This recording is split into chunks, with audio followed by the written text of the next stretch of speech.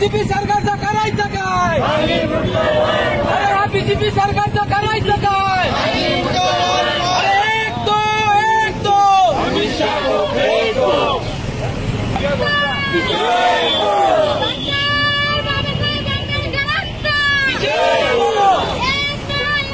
अमित शाह को भेज दो। अमित शाह को भेज दो। अल्लाह बोल, अल्लाह बोल, अल्लाह बोल, अल्लाह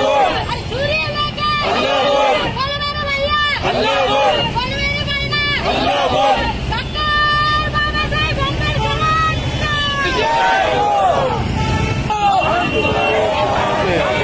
दादा बोलले तुम आगे पडो। डॉक्टर बाबासाहेब आंबेडकरांचा, छत्रपती शिवाजी महाराजांचा। एक दो अमित शाह को भेज दो। एक दो अमित शाह को भेज दो। अरे अमित शाहचं करायचं काय? अरे अमित शाहचं करायचं काय? मुर्दाबाद मुर्दाबाद अमित शाह मुर्दाबाद मुर्दाबाद अमित शाह मुर्दाबाद मुर्दाबाद। अरे अमित शाहचं करायचं काय? एक दो बाबासाहेब आंबेडकरांचा, छत्रपती शिवाजी महाराजांचा। देशाचे गृहमंत्री अमित शाह यांनी जे लोकसभामध्ये जे वक्तव्य केलं, बाबासाहेबांचा त्यांनी अपमान केला, की फॅशन म्हणून जे वक्तव्य केलं चुकीचं केलं। आणि त्यांच्या त्यांची मोदीकरणाची मागणी आहे की यांना देशद्रोहीचा गुन्हा दाखल करून त्याची हकालपट्टी करावा। आज निदर्शनं केले अमित शहाच्या विरोधात, काय मागणी आहे तुमची?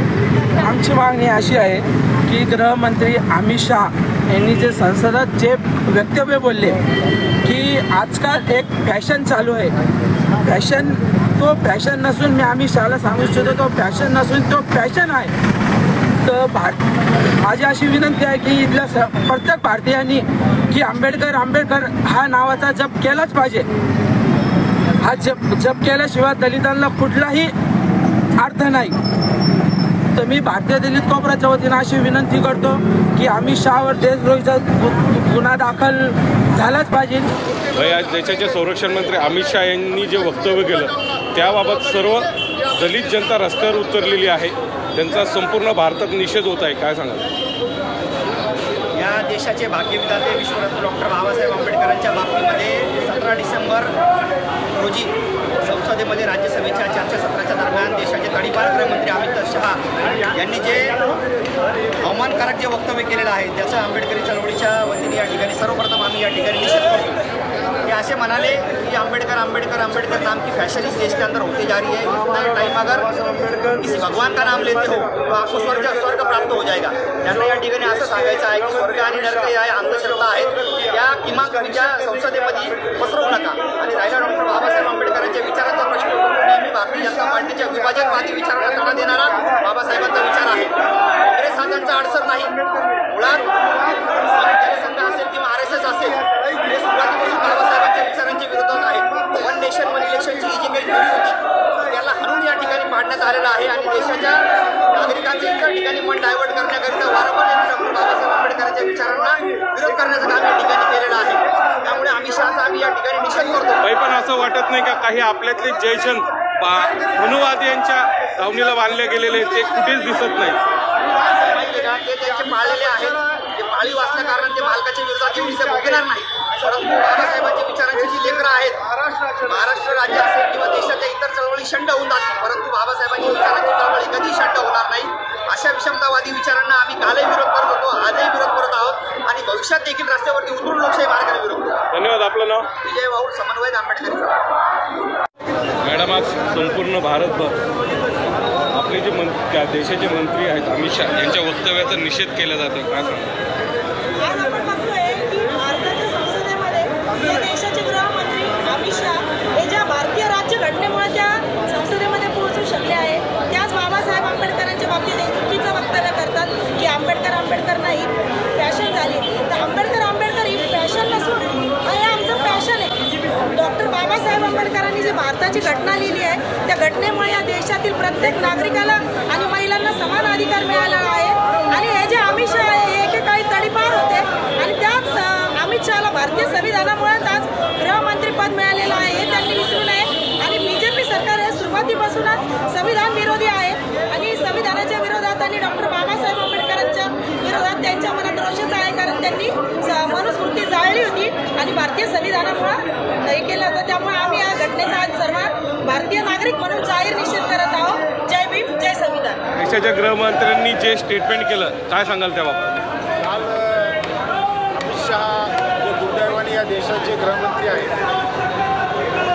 या विचारसरणीमध्ये त्यांचं पालनपोषण झालं. ही विचारसरणी डॉक्टर बाबासाहेब आंबेडकरांच्या समानतेच्या विचारांना विरोध करणारी आहे. हे RSSचे असणारे हस्तक आणि या देशामध्ये अराजकता मागवणाऱ्या RSS संघटनेचा प्रतिनिधी या देशाचा दुर्दैवाने गृहमंत्री होतो. अमित शहा नावाचा तडीपार नावाचा गुंड या देशाच्या सर्वोच्च स्थानी पोहोचतो. डॉक्टर बाबासाहेब आंबेडकरांनी या देशाला संविधान दिलं समानता प्रस्थापित करण्यासाठी, या देशामध्ये प्रतिभाव निर्माण होण्यासाठी. परंतु डॉक्टर बाबासाहेब आंबेडकरांच्या विचारांची उंची, बाबासाहेबांची उंची खुजी करून दाखवण्यासाठी, डॉक्टर बाबासाहेब आंबेडकरांचं संविधान या देशामध्ये हटवण्यासाठी, जसं परभणीमध्ये या लोकांनी सरकार प्रायोजित दंगल जी घडवली, तसं दुसरा प्रकार जाणून बुजून हा संसदेमध्ये करण्यात आला. डॉक्टर बाबासाहेब आंबेडकरांच्या विरोधामध्ये जे अपशब्द या अमित शहाने वापरले, त्या विरोधामध्ये आज आंबेडकरी चळवळीच्या वतीने, संविधानप्रेमी नागरिकांच्या वतीने औरंगाबाद या ठिकाणी आम्ही तीव्र असं आंदोलन या ठिकाणी करत आहोत.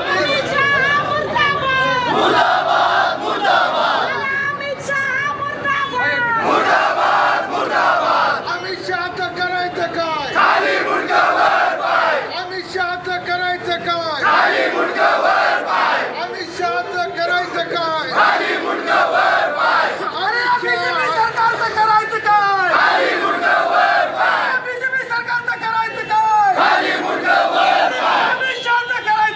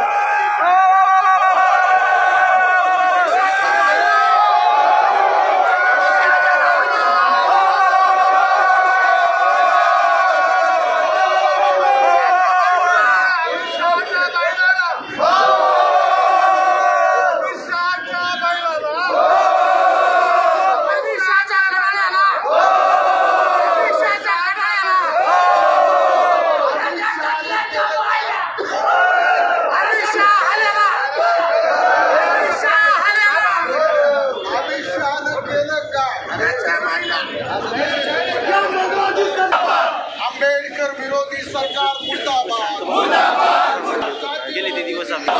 जातीवादी मोदी मुर्दाबाद अरे आंबेडकरांवर बोलणाऱ्या शहाचं करायचं काय?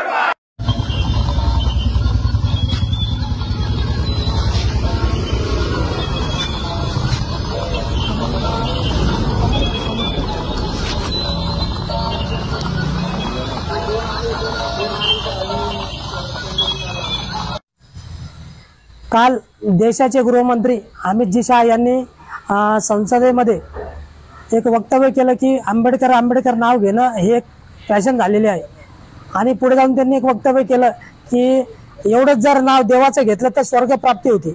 त्याचाच निषेध म्हणून आम्ही त्यांना Republican party of India Sachin Kharat गटाच्या वतीने प्रतिकात्मक रेडा त्यांना आम्ही पोस्टाद्वारे त्यांच्या दिल्ली कार्यालय येथे पाठवत आहोत आणि त्यांना आम्ही त्या रेड्यावर बसून स्वर्गवारी करण्याचं त्यांना आम्ही सांगत आहोत की आपण या रेड्यावर बसून स्वर्गवारी करून यावा आणि त्यांचा अनुभव कसा होता, त्यांना स्वर्ग कसा वाटला, त्यांनी स्वर्गामध्ये त्यांना काही अडचणी आल्या तर नाही ना, या त्यांनी सर्व ज्या वारी त्यांनी करून आल्यानंतर आम्हाला स्पष्ट करावं, या देशाला सुद्धा सांगावं की स्वर्गामध्ये अशा अशा घटना माझ्यासोबत घडल्या। आणि आताच परभणीमध्ये देशाच्या संविधानाची प्रतिकृती एका सोपान पवार नावाच्या व्यक्तीने तोडलेली आहे आणि त्याला भाजपने आणि येथील प्रशासनाने मनोरुग्ण म्हणून त्याला घोषित केलं। मग जर मनोरुग्ण या देशाच्या संविधानाच्या प्रतिकृतीची तोडफोड करत असेल तर मग अमित शहांना पण आपण मनोरुग्ण म्हणणार आहात का?